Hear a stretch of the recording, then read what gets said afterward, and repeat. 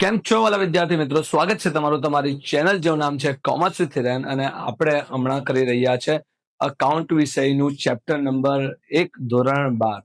નામ છે ભાગીદારી વિષય પ્રવેશ. આપણે ઓલરેડી આના 8મા દાખલા સુધી આપણે દાખલા ગણી લીધા છે અને હવે કરન્ટલી આપણે અગાડી દાખલા કરવા જઈ રહ્યા છે. અને આજે આપણો ટાર્ગેટ છે દાખલા નંબર 9, દાખલા નંબર 10 અને દાખલા નંબર 11. આઈ હોપ વિદ્યાર્થી મિત્રો તમે આપણા અગાડીના બધા વિડીયો જોયા હશે અને તમે આપણી ચેનલને સબસ્ક્રાઇબ કરી હશે. જો તમને આ વિડીયો પણ ગમે તો ચેનલને સબસ્ક્રાઇબ નહીં કરી તો સબસ્ક્રાઇબ કરી દેજો, તમારા વિદ્યાર્થી મિત્રોને શેર કરી દેજો. આપણે શરૂ કરીએ છીએ આજનો દાખલો અને દાખલા નંબર છે આપણો 9. દાખલા નંબર છે આપણો 9. આવી જાઓ તમે તમારા પાઠ્યપુસ્તકના દાખલા નંબર 9 ઉપર. દાખલા નંબર 9 ઉપર મુકેશ, ધવલ અને વિનોદ એક પેઢીના ભાગીદારો છે. મુકેશ, ધવલ અને વિનોદ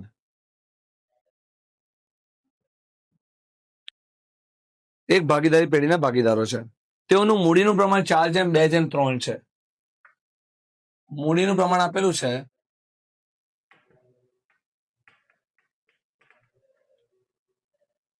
4:2:3. 4 એ મુકેશનું છે, 2 એ ધવલનું છે અને 3 એ વિનોદનું છે. મુકેશને નફામાંથી ઓછામાં ઓછા 35,000 તો મળશે જ એવી ખાતરી ધવલ અને વિનોદે આપી છે. શું કીધું છે? મુકેશને ઓછામાં ઓછા 35,000 તો મળવા જ જોઈએ આવી ગેરંટી ધવલ અને વિનોદે આપેલી છે.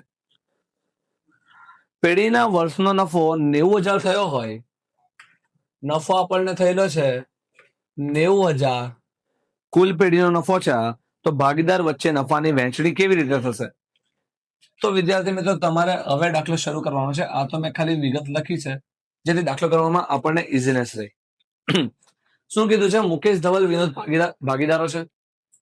એ લોકોનું મૂડીનું પ્રમાણ 4:2:3 છે. મુકેશને 35,000 નફો તો આપવાનો જ છે અને આના માટે ગેરંટી કોણે આપી છે? ધવલ અને વિનોદે. તો સર મુકેશને 35,000 નફો મળે છે કે નથી મળતો, અને નહીં મળ્યો હોય તો કેવી રીતે આપીશું? ચાલો જરાક જોઈએ. તો સૌ પ્રથમ તો પહેલા આપણે જે આપણને નફો આપેલો છે એ નફાને પહેલા તો આપણે ભાગીદારોને વેચી નાખીએ. નફાને આપણે ભાગીદારોને વેચી નાખીએ કે નફો કેટલો મળે છે દરેક ભાગીદારને. તો આપણે વાત કરીએ, અહીંયાથી તમારે દાખલો ગણવાનું શરૂ કરવાનું. મુકેશ, ધવલ અને વિનોદ.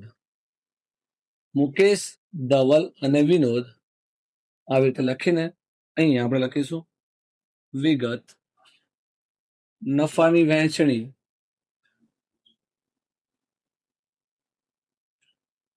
અને અહીંયા લખીશું આપણે કુલ.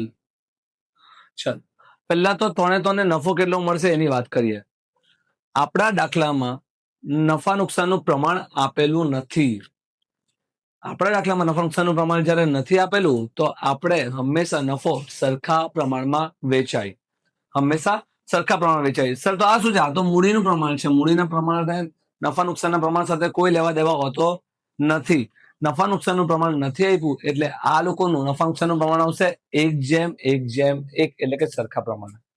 એટલે કે કુલ જે 90,000 નફો છે એ સરખા પ્રમાણમાં વેચાશે. સરખા પ્રમાણમાં વેચીશું તો મુકેશને મળશે 30,000, ધવલને મળશે 30,000 અને વિનોદને મળશે 30,000. સર નફાની વહેંચણી તો કરી નાખી, પણ આપણે ગેરંટી આપેલી હતી કે મુકેશને કેટલા મળવા જોઈએ? 35,000 મળવા જોઈએ. શું મુકેશને 35,000 મળ્યા છે? ના સર. પણ આ લોકોએ ગેરંટી આપેલી. કોણે? ધવલ અને વિનોદે ગેરંટી આપેલી કે મુકેશ અને 35,000 તો મળશે.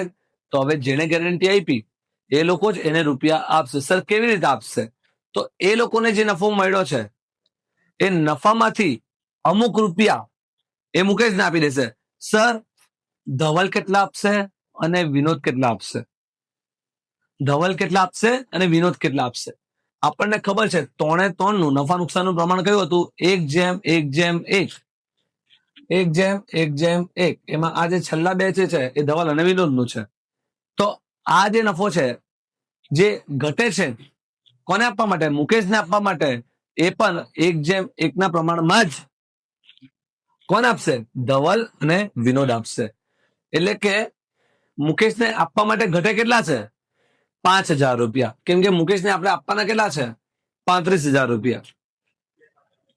તો ધવલ કેટલા આપશે? 2,500. અને વિનોદ કેટલા આપશે? 2,500. કેમ કે નફા નુકસાનનું પ્રમાણ કેવું છે? સરખું છે.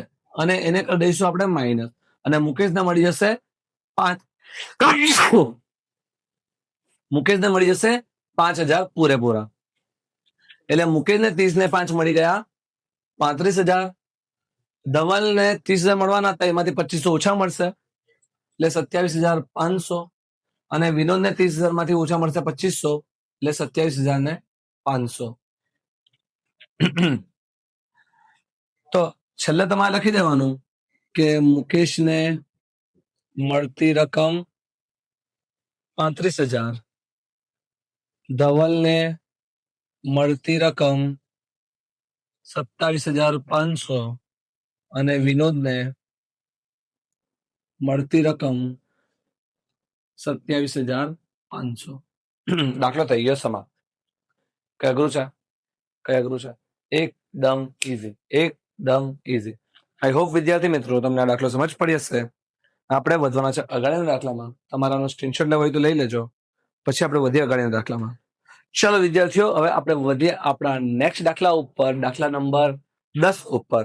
દાખલા નંબર 10 ઉપર. દાખલા નંબર 10 માં નવું શું છે વિદ્યાર્થી મિત્રો? આપણને તમને કદાચ યાદ હોય તો તમે ગયા વર્ષે ભાગીદારના વાર્ષિક હિસાબ જયારે શીખ્યા હતા ને, તો ત્યારે તમે પાકા સરવૈયામાં એ ધ્યાન રાખજો, તમે પાકા સરવૈયામાં મૂડી દેવા અને મિલકત લેણા લખતા હતા.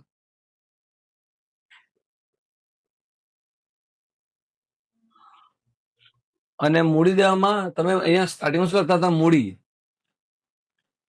આ મૂડીને કહેવાય શરૂઆતની મૂડી.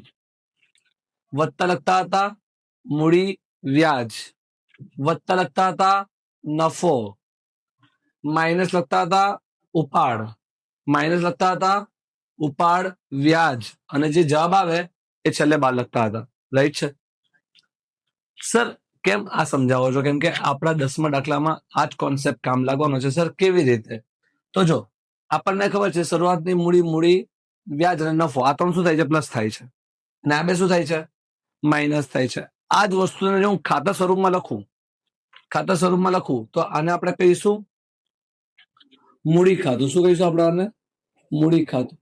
મૂડી ખાતું લખું તો જે વસ્તુ ભાગીદારને મળતી હોય, ભાગીદારને પાછું શું મળશે? એની મૂડી મળશે, એને મૂડી પર વ્યાજ મળશે અને નફો મળશે. એ બધું જમા બાજુ.